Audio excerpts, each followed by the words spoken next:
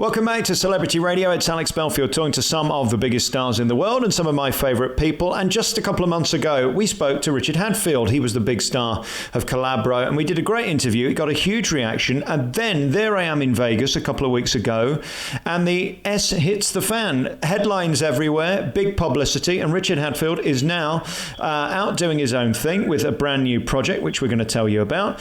His swing is his new thing. Sinatra is his hero, and his new project is on YouTube now, and he joins us on the phone. Richard, how you doing? Hey, buddy. Yeah, not too bad at all. Well, where do we start with this? I suppose we should tell the story. When we spoke a couple of months ago, you were on tour. Were you happy at that point, or were you putting on a front? It was definitely, there was some tensions amongst the band, and it wasn't all peaches and roses. It was definitely. There were some issues kicking about. But in all honesty, it's kind of been like that since the beginning, and there has been issues. But I guess now it's really time for me to move on from that. I mean, I wanted to get out because of the environment I was in. It wasn't conducive, for happiness mainly, but also professionally. I guess I felt like it wasn't just working. How far back do those feelings go in terms of right at the beginning of the reality show? Were you feeling like that, or did that happen after you were signed? When did you begin to feel like you weren't fulfilled? During the whole show, it was fantastic. I mean, all of us were having the time of our lives. As you can imagine, there's always little niggles and things like that with people wanting a bit more camera time and stuff like that, but nothing like out of the ordinary, nothing that wasn't that much of an issue. And then we sort of got into the record with the record company and the recording of the first album, and that's when like problems started arising. But obviously I can't really speak too much on those issues, but that's sort of where it all began, really. Were there some assholes in the group who were bigger assholes than others, or was it all equal? I mean, I don't want to talk about anyone's their personal characters and things like that, but there was points where I really felt isolated, right, within the group, and very much on my own. And I guess one of the reasons for that is that I don't sit in the corner and just take it. I'll stand up for myself, and I just feel like that's definitely something that caused a rift between me and the band, and certain people within that group. I guess it's because you're talented and you've got a brain and you're not a yes man that's going to sit there and accept all the bullshit as it comes along. Is that the problem, that if you want to make it work in these groups, do you almost have to be invisible and agreeable? With any kind of group or workplace, there's often, there's often like an alpha male or some sort of leader, and depending on the characters that reside within that group, when you've only got 5 people, you haven't really got much room for 2 strong characters within that group. So that sort of really became the issue. And obviously, I really wasn't focused on. I kind of just go with the flow. I'm quite easy. I never really like to linger on the negatives. I try and always push forward and forget about those things and work to the positives, but it sort of got to the last straw for me, and I couldn't really, like I said, I couldn't work in that environment anymore. So I guess that's kind of a nice little explanation for that kind of those emotions and feelings I felt within the band. We are going to get on and talk about the positives in a minute, but that final straw, what was it that was the point at which you had to mayday and get out? Well, I mean, we didn't want to speak about it at all. We kind of wanted to keep it away from the fans and for everyone not to know. But I guess it's kind of out there with someone. Obviously, I gave him my resignation on the Sunday after Britain's Got Talent, the final, and then the next thing I know, next thing we all know, we're looking at the Sun newspaper and someone's leaked all these stories. I mean, I'm an open person. I've told many friends and family about some issues that I've had in the band and those stories. I don't try and hide anything from anyone. So I'm still trying to kind of pinpoint. But equally, I mean, it could have been a number of sources. But as it states in that, there was the boys didn't like my solo project that I was working on YouTube, and they had sadly threatened to remove me from the band, which is spoken about in that Sun article, and that sort of was the last thing for me. I couldn't work with those people anymore, knowing that they felt that they gone to that extreme point of trying to remove me. In their defense, if you're a group member and you're trying to create an identity outside of that, I suppose for the other boys that was intimidating because you could end up being more successful or have more PR than them. Can you understand maybe why they didn't like that idea? So this is something that people don't often get. I obviously understand if you're looking at it from a completely isolated situation. I was doing my solo project. People were annoyed that I wasn't concentrating on Collabro. But the actual story behind that is that there was all the boys were doing solo projects. So I actually, in the first instance, didn't want to do solo projects. I disagreed. I said to the band, look, I think we shouldn't be doing solo singing outside the group or anything like that. We should put all our efforts into being in Collabro. Yeah. And obviously, as it goes, there's a uneven number. There's 5 people, so there's always going to be a majority. But in that situation, there was, I believe it was 4 on 1. So I was like, well, if everyone wants to do their solo stuff, then great, go do your solo stuff. And this included, like, say, Matt did his own solo show up in Carlisle. Jamie was singing solo with various other artists. And Michael had his own production company where he'd sing solo at events month in, month out. I had no problem with that, of course, because that's what the band had decided to do. So I didn't want to get left in the dust. So I was like, well, you know what? I'm going to come up with my own creative way of, doing my solo project. I absolutely adore swing. That's where I started. That's the beginning of my journey at Busker in Brighton, seeing Frank Sinatra and Bublé on the streets in the tux. Yeah. I just go back to that and have fun with that genre of music and, take some pop songs and turn them into swing and see how it gets a reaction. So that's where it started. And then obviously, as we soon found out, the band didn't like that. And that's why I think it's completely hypocritical. Do you think, Richard, it's more personal than professional in a sense that were you doing anything that was that amazing that intimidated them, or did they just want an excuse to not like what you were doing? It sounds to me in this business, and I've been there a million times in my career, when they don't want you to succeed, they have to play dirty. I genuinely don't want to, sort of frame anyone or, sort of say they're playing dirty and things like that. But there was definitely this ongoing feeling of competition, and it should have never been like that. I come from a rugby background. I'm very much based on teamwork and giving compliments to each other and encouraging each other to do better and better. And there was never really that ongoing feeling throughout the band, not to me anyway. And I guess maybe that led to them not wanting me to do that solo project. I can't say that. All I can say is that's what happened. The email came to me, and that's the reason why I ultimately left. And was this a boys' decision or was this a management decision, do you think? It was definitely a boys' decision. Yeah. Here's my problem now for the boys. Where do they go? I mean, G4, I've been friends of this show for over 10 years. They're doing well. Devo sell out around the world. Where are Collabro going to find their place without you? Do you worry for their future? Because let's face it, it's tough now to get #1 records and to sell tours. Where do you think this leaves them? I wish them all the best. I even though there has been these pensions, and I really hope that they can carry on. I mean, a lot of the fans have stuck with them. As you can imagine, I've received a bit of a backlash as well because people just don't understand the situation, I guess. I don't know where their journey's going to take them. I hear there's rumours flying about of a third album. I wish them all the best, and I hope that comes through. But, I mean, they've got Collabro has such a great fan base. Whether I was in it or whether it's them as a 4-piece, it's always been such a family. So, I think they'll carry on, and I think they'll do some great stuff in the process. I mean, they recently did Soccer Age, and that was a great gig for them as soon as I left.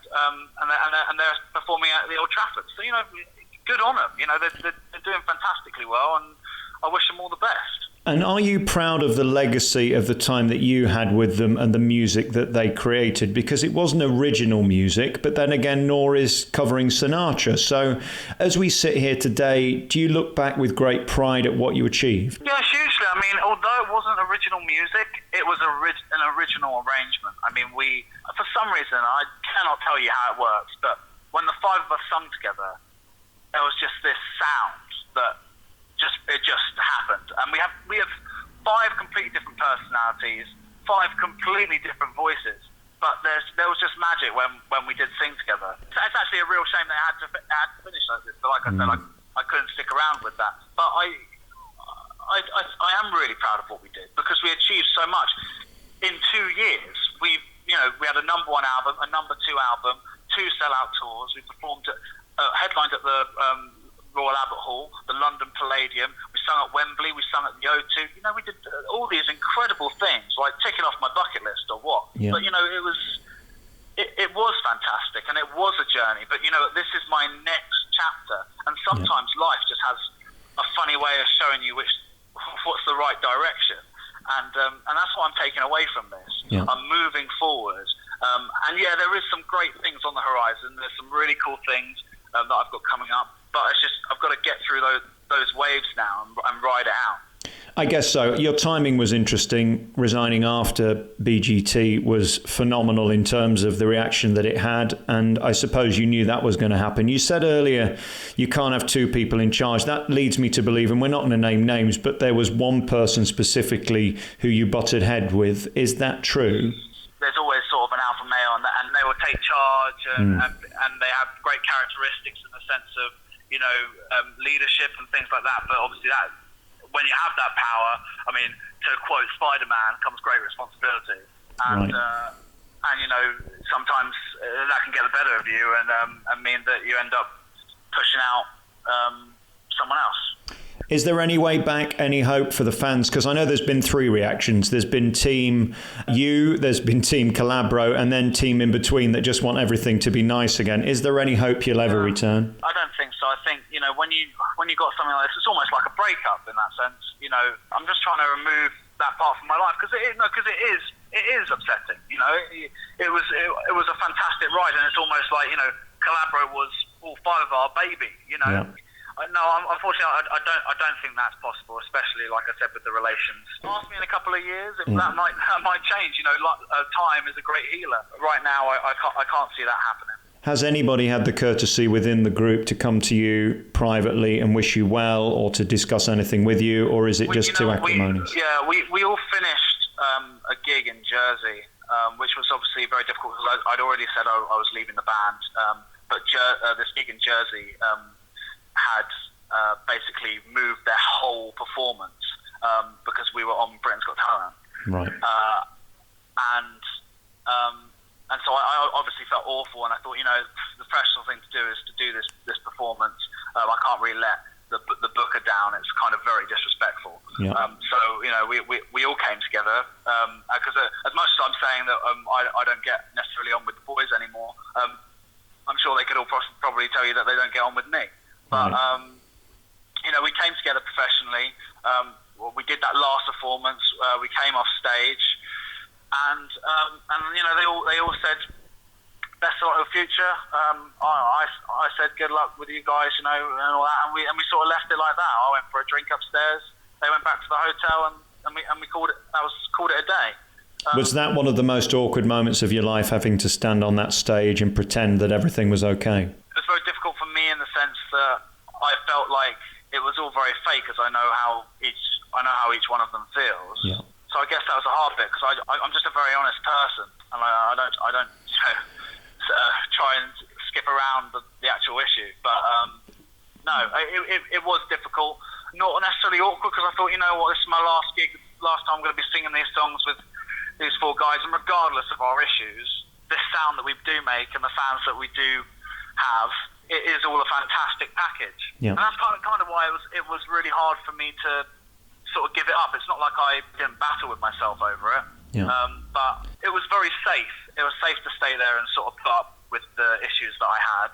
and I didn't feel like doing that anymore. Okay, we went to Twitter earlier and I told them that we were going to be doing this interview and ask your fans to ask questions. And of course, people are upset and they're also thrilled and they're also concerned and confused and all those things that happens when you leave a band. Yeah. Let's try and help some people with some questions then. Pam twittered earlier, Pippi001 says, any regrets leaving Collabro? I don't regret it. It's not like I regret the situation. It's a shame it had to happen like that. It would have been lovely to stick along. I would have loved to carry on doing. Are you insinuating you were pushed out? It seems to me you're not saying that you left because you wanted to. You left because you had to. I left because I had to, yeah. Right. Yeah. I had to for myself, for my own self-respect. And I had to go because it just wouldn't have.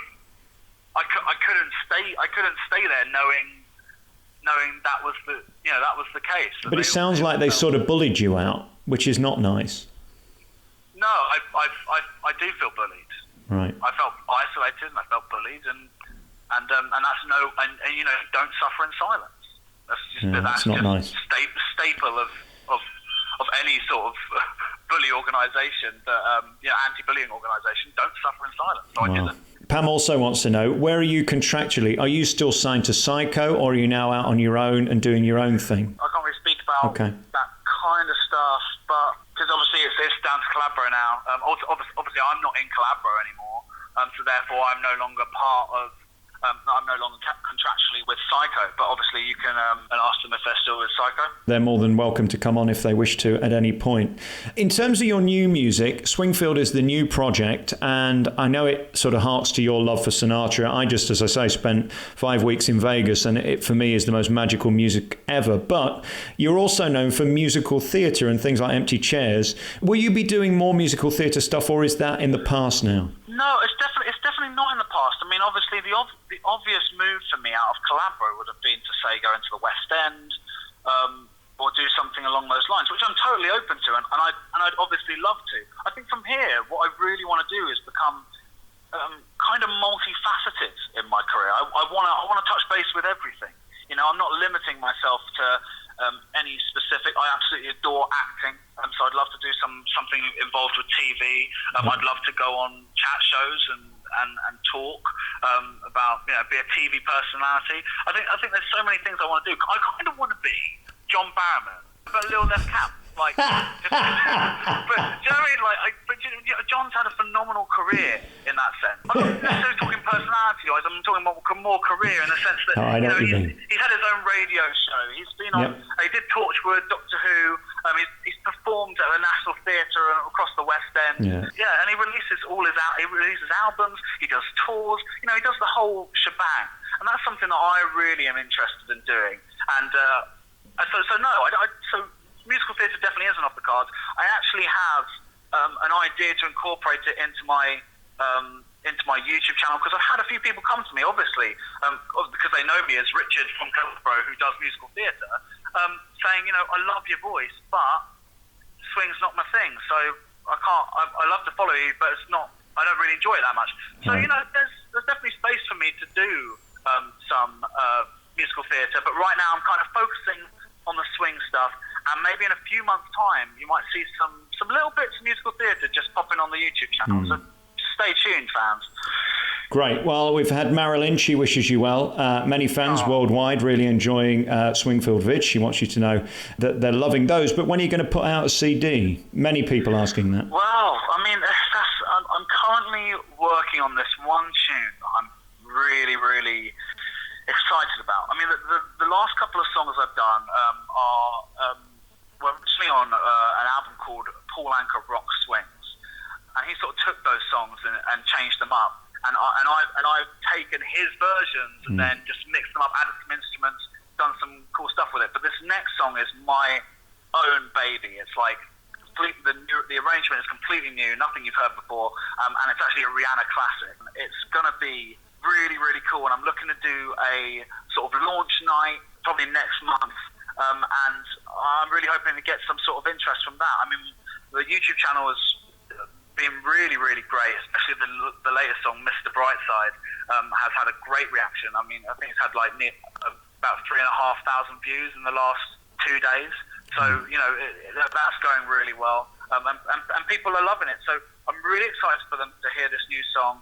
I just can't wait to try and get some sort of record label on board with the ideas that I'm coming up with. You can find Richard by going to Twitter, Richard Hadders, and that's of course with a Z, not an S, and on YouTube. Where do we find you on YouTube? Just type in Richard Hadfield, I'll be on there. Great. We always get interesting tweets at Celebrity Radio. Chelsea Viber says, was Matt's water spiked in Jersey because I felt nauseous? Do we have any comment of that? I don't know what that means. Matt's water spiked in Jersey? We'll move on, I think. Alison Sheath says, if Strictly come calling, would you be prepared to do that? I've heard rumours.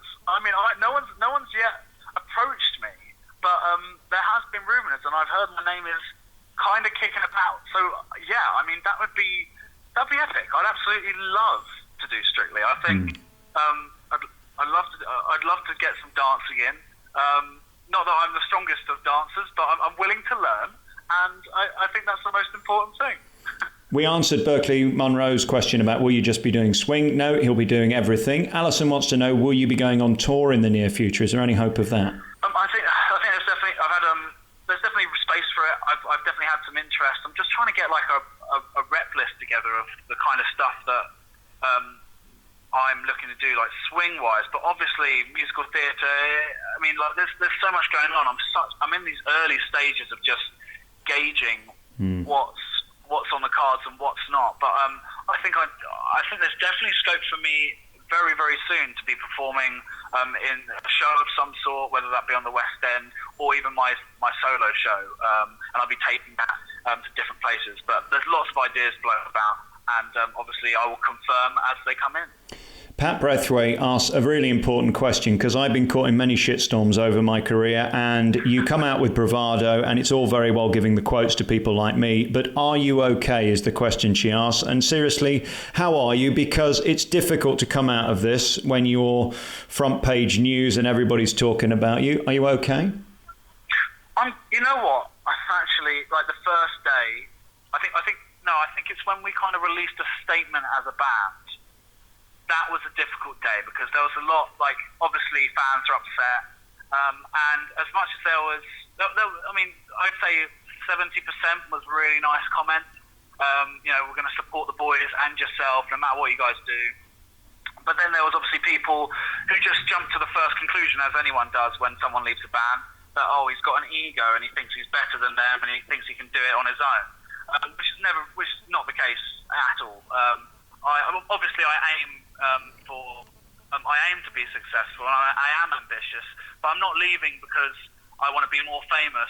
So yes, I am unbelievably happy. Yes, the first day was a bit bumpy, but I've learned just not to look at any of it, because ultimately I've got to crack on, and now I genuinely feel like there's a weight being lifted off my shoulders, and I'm walking down the street smiling. I'm a lot happier, and I think the fans will agree with me that generally in photos and like any videos I've put up, I have this whole new sort of life about me, this energy that I feel like was kind of taken away from me.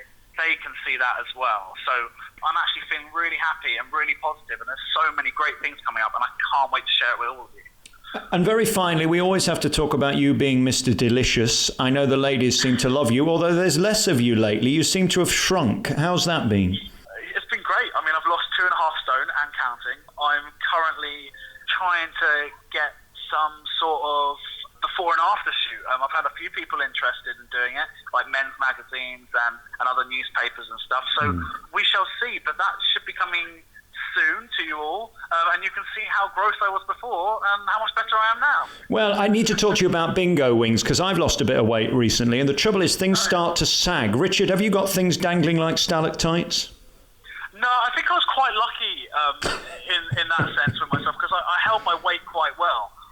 Because I've got quite a bit of muscle mass on me, along with the fat. When I started out in January, when I was calculating my body fat percentage and things like that, I was kicking around 30% body fat, which is technically obese, but I didn't look it, and which was great. And now I'm down to around about 16% body fat, which has completely changed my health and obviously my physicality, I feel so much better for it. How did you do it?